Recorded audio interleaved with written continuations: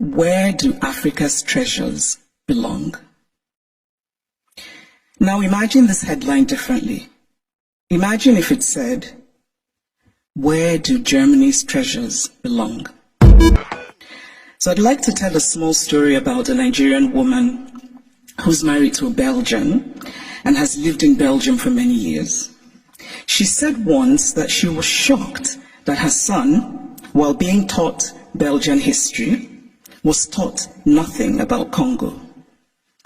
They teach my son in school that he must help the poor Africans, she said, but they don't teach him about what Belgium did in Congo.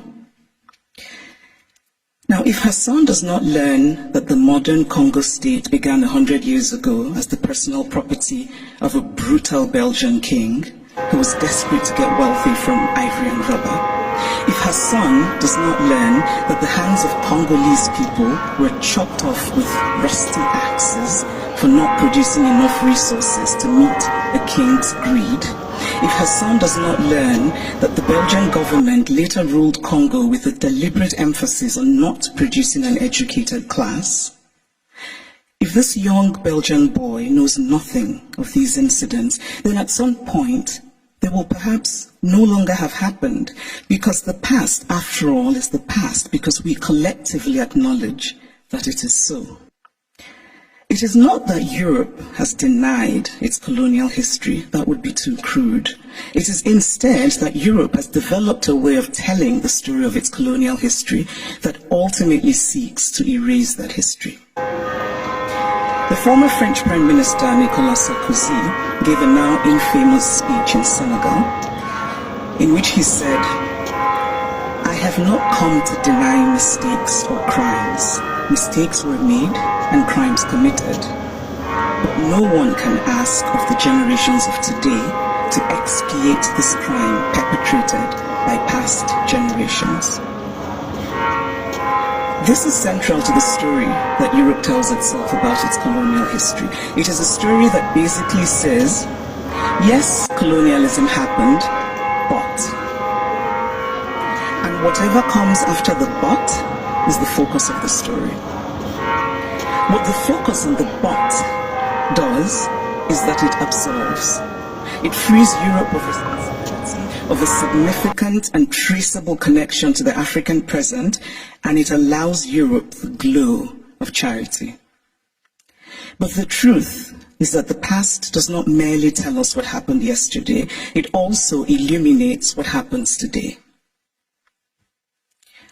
If we acknowledge that present-day Europe is shaped by the Renaissance of 600 years ago, by the Enlightenment of 300 years ago, then surely we cannot say that what happened merely 100 years ago in Africa no longer matters. It matters. We are gathered today in this reconstructed palace, a beautiful place, but also a place that represents Germany's nostalgia for imperial times. When Kaiser William II lived here, German troops were killing children, women, and men in Southwest Africa. This building says that German history matters, even in a romanticized form. The history of Africa and Asia and Latin America must matter as well. We cannot pick and choose which histories and which points of view still matter, because to do this would be an ugly exercise of brute power. And speaking of power, here's a headline I just read in a German publication. The headline says, "Where do Africa's treasures belong?" Now imagine this headline differently. Imagine if it said, "Where do Germany's treasures belong?" It would be a redundant question, because of course, Germany's treasures belong in Germany. But the question would never even be asked, because there would be no circumstance in which it would be, because of power. And so it seems to me that what we are fundamentally grappling with in this space, in all of these questions about the Humboldt Forum, is power. Unequal power, how we navigate unequal power relations. And there's always been, to me, something shabby about unequal power relations. the victory feels colorless, almost unearned. So I spoke of Belgium and its colonial history, but what of Germany and its colonial history? Do school children here learn about Namibia, what was called the German Southwest Africa? Do school children know that 100,000 Herero people were murdered by the Germans? Do they know of the wells that were poisoned? Do they know of the women used as slaves and others as slaves in German camps? Do they know of the Nama people and of the Maji Maji revolt in German East Africa? And why should they know? Because to tell only one part of a story is essentially to lie. A story is true only when it is complete. Germany is Beethoven, and Germany is Bach, and Germany is also its colonial atrocities that have resulted in hundreds of African skulls being stored in the basement of museums here in Berlin, skulls of men whose spirits cannot be at rest, men who could well have been my great-grandfather had I happened to have been born in Eastern rather than Western Africa. It is only fair to fully own all of the stories of Germany. All countries have parts of their pasts that they're not proud of, that they would rather forget. But it takes courage to face those parts and bring in some light. And this is a time for courage. The courage to hear dissenting voices, such as those of the people who are outside right now protesting. They should be heard and included. They have valid concerns. The courage not merely to say, we take your criticism, but to follow it with action. The courage to say, we were wrong. The courage to say about art acquired illicitly, this is not ours. Tell us what to do with it. The courage to do provenance work and to actively use local knowledge. The courage to act and to act now and not become crippled by endless planning and endless talking. The courage to believe that it can be better.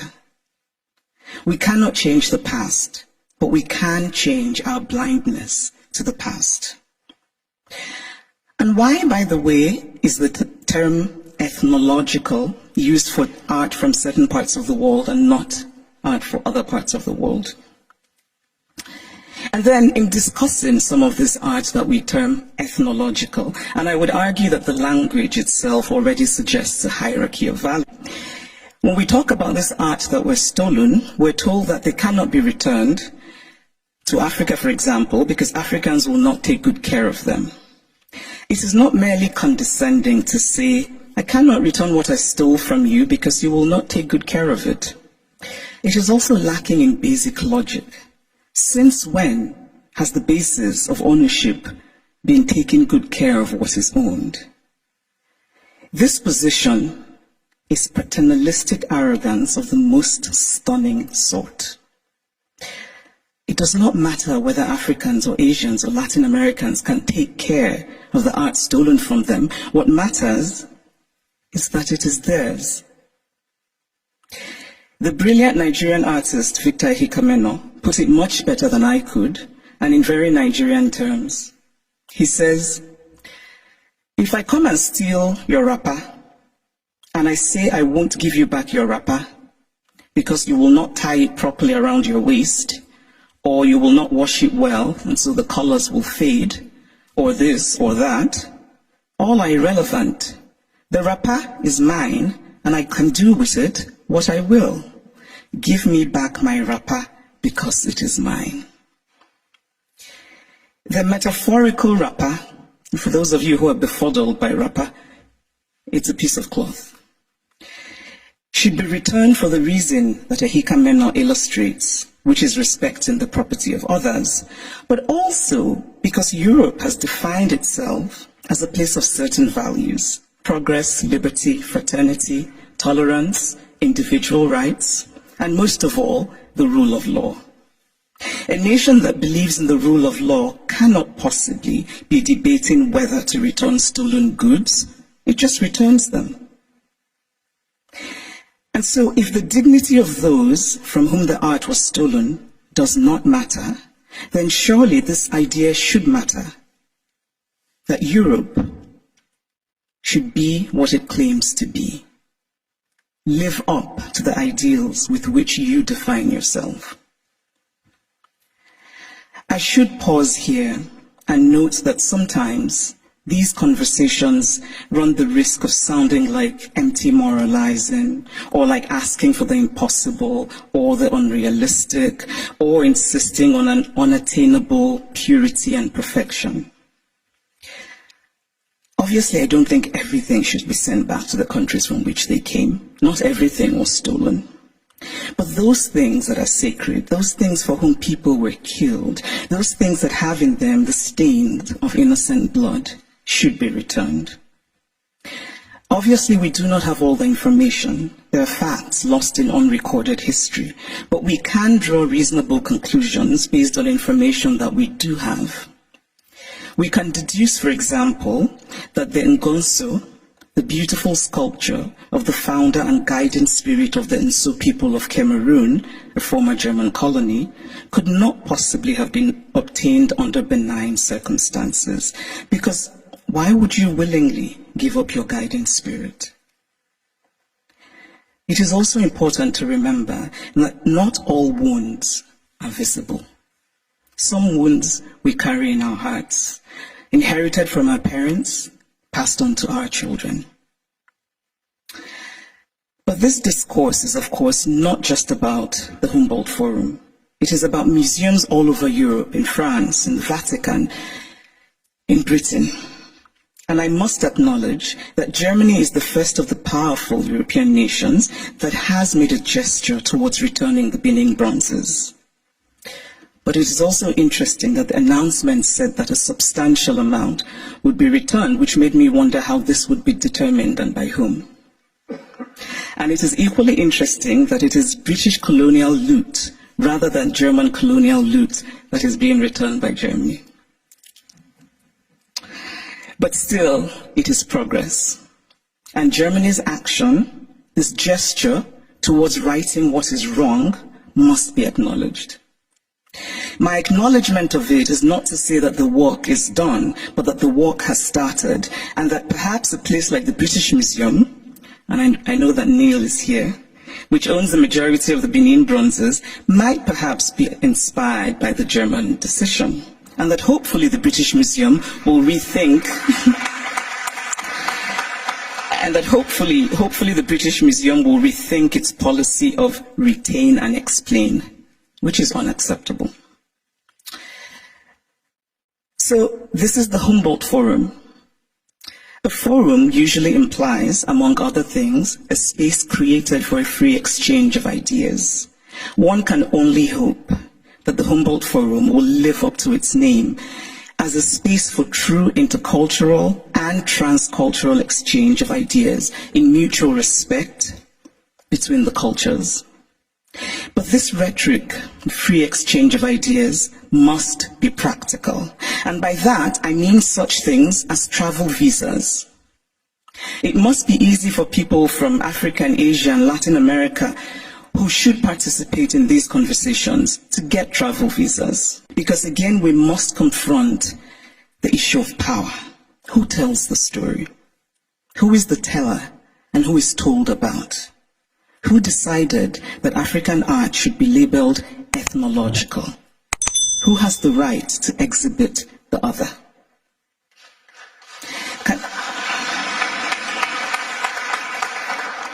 In conclusion, I want to say that I believe very much in dialogue.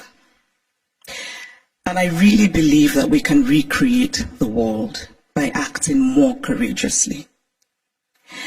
To act with courage is to have concrete hope in a better future. We carve out a small space of the world, we shape and we reshape it, and in that way, small slice by small slice, we walk slowly, yes, but we walk on the path to real progress. Courage and hope are intertwined. Courage is an act of hope, and hope is born of courage. Acts of courage create hope, and there is nothing more essential to the human spirit than hope. So here's to courage. Thank you.